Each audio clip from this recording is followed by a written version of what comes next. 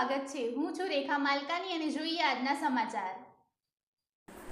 અરવલ્લી એલસીબીની મોટી કાર્યવાહી। માલપુરમાં 13 લાખનો વિદેશી દારૂ જપ્ત, 4 ઝડપાયા। નાયબ પોલીસ મહાનિરીક્ષક વિરેન્દ્રસિંહ યાદવ અને પોલીસ અધિક્ષક મનોહરસિંહ એન જાડેજાના માર્ગદર્શન હેઠળ એલસીબીની સફળ કાર્યવાહી। પીઆઈ એમએસ ઝાલા, પીએસઆઈ વિજય તોમર અને પીએસઆઈ વીડી વાઘેલાની ટીમે માલપુરમાં સાતરડા ગામ નજીક નાકાબંધી ગોઠવી મારુતિ સ્વિફ્ટ કારમાંથી ભારતીય બનાવટનો વિદેશી દારૂનો જથ્થો ઝડપી પાડ્યો।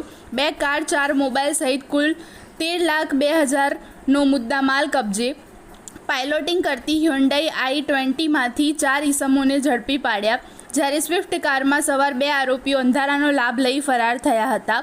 માલપુર પોલીસ સ્ટેશનમાં પ્રોહિબિશન અધિનિયમ હેઠળ ગુનો નોંધાવી વધુ તપાસ હાથ ધરાઈ છે।